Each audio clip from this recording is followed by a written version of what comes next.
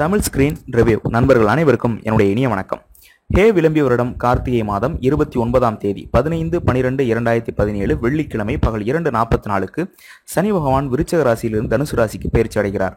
இவர் 28/3/2020 வரை தனுசு ராசியிலிருந்து அவரவர் ராசிக்கேற்ப பலன்களை வழங்கி வருவார். இந்த காலகட்டத்தில் மீன ராசிக்காரர்களுக்கு அவருடைய சனிப்பெயர்ச்சி பலன்கள் எவ்வாறு இருக்குது என்பதைத்தான் இந்த காணொலி காட்சியில் நாம் காணவிருக்கின்றோம். மீனராசிக்காரர்கள் அவருடைய ராசியுடைய குணத்திற்கேற்ப எந்த பிரச்சனையிலிருந்தும் நழுவிச் செல்வதில் கவனமாக இருப்பார்கள். சிரித்த முகத்துடன் பேசி மற்றவருடைய கருத்தை எளிதில் தெரிந்து கொள்வார்கள். பேசுவதில் திறமை மிக்கவர்கள். ஆடம்பர துணி உடுத்தவும் ஆரோக்கிய உணவு உண்ணவும் எண்ணுவார்கள். எதிலும் நிதானமாக நடந்து பாராட்டு பெறுவார்கள். ஒரு சட்டத்தை வழிநடத்தக்கூடிய தலைமை தாங்கக்கூடிய ஆற்றலை பெற்றிருப்பார்கள். தர்ம சாஸ்திரமும் நீதி சாஸ்திரமும் அறிய ஆர்வமுடையவர்கள். சிலர் மற்றவர்கள் வழிகாட்டியாக வாழ வேண்டும் என்று எண்ணுவார்கள். இவருடைய பொது பலன்களை பார்த்தால் அவருடைய ராசிக்கு லாபஸ்தானமாகிய 11ஆம் இடத்திற்கும் விரயஸ்தானமாகிய 12ஆம் இடத்திற்கும் உரிய சனி பகவான் 9ஆம் இடத்திலிருந்து 10ஆம் இடத்தில் 15/12/2017 28/3/2020 வரை சஞ்சாரம் செய்கின்றார். தற்போது உங்கள் வழக்கமான பணியில் சிறு சிறு இடையூறுகள் வந்தாலும் சகோதரன் அல்லது சகோதரி வழியில் சிறு மனக்கசப்பு ஏற்படும். பயணத்தில் சற்று அலைச்சல் அதிகரிக்கும். எதிர்பார்த்த தகவல் சற்று தள்ளி போகும். பழைய வாகனங்களை வாங்கி பழுது பார்ப்பதால் செலவு வரலாம். நெருங்கிய நட்பு வகையில் சற்று மனக்கசப்பு உண்டாகும். எதிலும் சற்று அதீத கவனம் செலுத்துவது அவசியம். எதிர்பார்த்த விஷயங்களில் சற்று நிதானமான போக்கு தென்படும். வளர்ச்சியும் நிதானமாகவே இருக்கும். கூடுமானவரை எதிலும் சறுக்கல் இல்லாத சூழ்நிலையை உருவாக்கி கொள்வது அவசியம். நல்ல விஷயங்கள் கூட சின்ன சின்ன தடைகளை சந்திக்கும். இருந்தாலும் நீங்கள் மனோவேகம் கொண்டவர்கள். உங்கள் முயற்சியை கைவிட மாட்டீர்கள். தடையை தாண்டுவீர்கள். எவ்வளவு பிரச்சனைகள் வந்தாலும் அதைவிட வேகமாக நீங்கள் செயல்படுவீர்கள். வியாபாரிகளுக்கு என்று பார்த்தால் வியாபாரிகளை பொறுத்தவரை கவனமாக இருக்க வேண்டும்.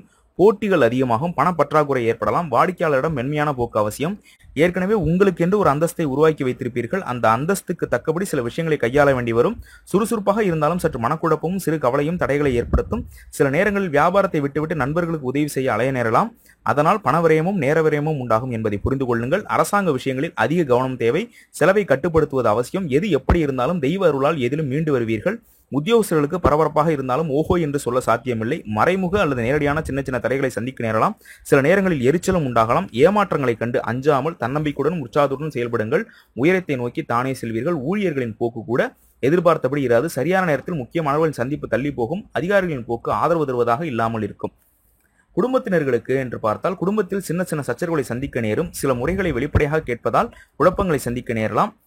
பொன் பொருள் சேருவது போல் தோன்றினாலும் அது கடனிலேயே கொண்டு போய் சேர்க்கும். தாய் வழி உறவுகள் கூட சமயத்தில் மனக்கசப்பு தருவது போல் தோன்றும். சுப காரியங்களில் ஒரு இழுபறி நிலை உண்டாகும். மகன் அல்லது மகளுக்கு சுபகாரியம் கூடி வந்து முடிவுறாமல் நிற்கும்.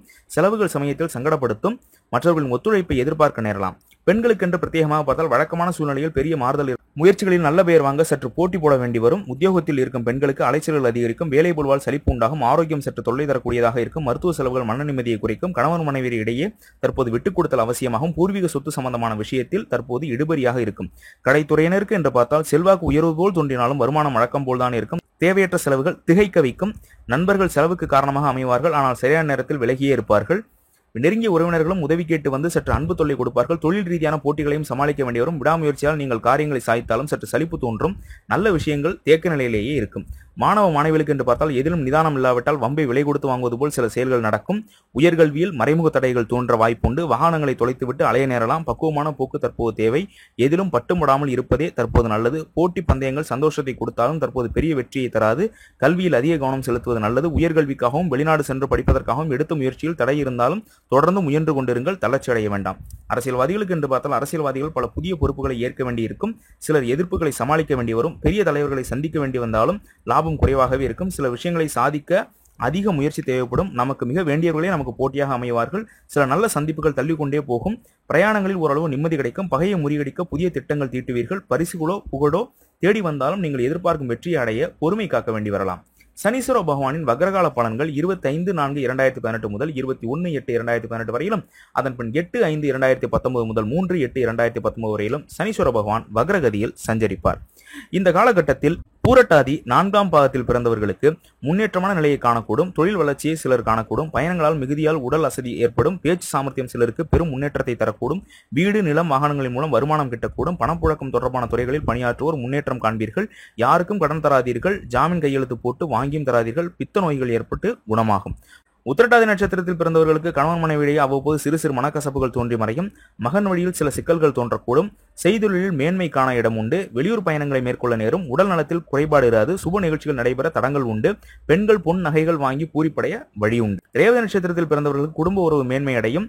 மாணவ மணிகளின் கல்வியில் வளர்ச்சி உண்டாகும். எதிலும் பொறுப்புணர்ந்து பதறாமல் செயல்பட்டால் சிக்கல்கள் நேராமல் தடுக்கலாம். அரசு வழியில் தொல்லைகள் நேர இடம் உண்டு. பயணங்கள் பயன் தருவதற்கு இடமில்லை. மீனராசிக்காரர்கள் இந்த காலகட்டத்தில் செய்ய வேண்டிய பரிகாரங்கள்: வியாழக்கிழமை அல்லது ஜென்ம நட்சத்திர தினத்தில் உத்தமர் கோவில் அல்லது அருகில் இருக்கும் கோவிலுக்கு சென்று சரஸ்வதி தேவியை வெள்ளை தாமரையாலோ அல்லது வெள்ளை நிற புஷ்பத்தினாலோ வழிபட்டு வர நினைத்த காரியம் உங்களுக்கு கைகூடும். மேலும் மற்ற ராசிகளுடைய சனிப்பெயர்ச்சி பலன்கள் எவ்வாறு இருக்கிறது என்பதை தெரிந்து கொள்ள நம்முடைய தமிழ் ஸ்கிரீன் ரிவ்யூ யூடியூப் சேனலை சப்ஸ்கிரைப் செய்யுங்கள். நன்றி, வணக்கம்.